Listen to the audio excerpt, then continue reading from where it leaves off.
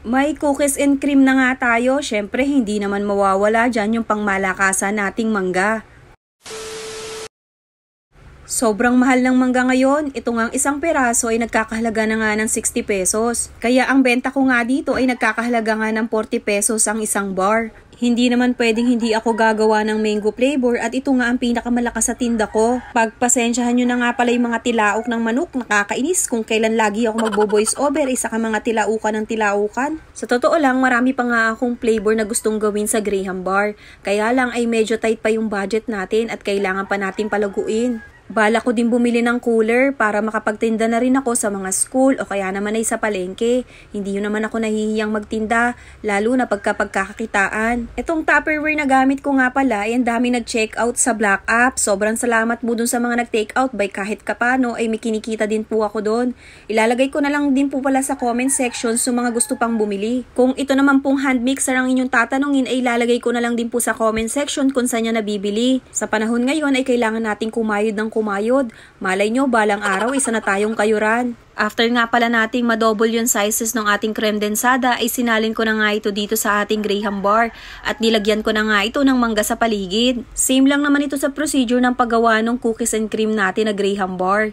Yun nga lang, ito ay mangga ang flavor. Nakakatuwa naman kasi kahit papaano may tumatangkilik nga dito sa ating tinitinda. Kahit pa konti-konti ay may tinutubo ako at kinikita, ay malaking bagay na. Ngayong taon, saka sa mga darating na taon ay marami pang akong business na gustong gawin. Pera na lang talaga yung kulang. At nilagay ko na nga ito sa freezer ng 12 hours o magdamag. Ganito nga ay okay na ito at matigas na. Kaya sisimulan ko naman itong balutin isa-isa. Medyo struggle nga lang ako sa paghihiwa. At medyo nagagasgasan kasi yung Tupperware natin. Baka mabutas. Kutsilyo kasi yung ginagamit ko. Bigyan nyo naman ako ng tips kung anong pwede kong gamitin sa paghihiwa nitong Graham Bar. Then tingnan nyo naman yung ating Graham Bar. Sobrang perfect niyan. Sinasabi ko sa inyo, pagka natikman nyo itong Graham Bar ko ay baka mamaya makalimutan nyo na yung pangalan nyo. Isa-isa ko na nga rin itong binalot ng aluminum foil. Then ilalagay ko nga rin pala ito ulit sa freezer para hindi matunaw at para pag dinala ko nga ito at may bumili ay matigas pa rin. Yung iba nga nakikita ko nagtitinda ng Graham Bar ay plastic nga yung ginagamit nila. Sobrang ganda ng packaging nila. Sana ay dumating din yung time na meron akong ganon. Yung iba nga ay may sticker pa. Ngayong araw nga ay 2 flavor nga itong ginawa ko. Nauna kong natapos na yung cookies and cream at ito na nga lang mango flavor at marami akong pa-order ulit.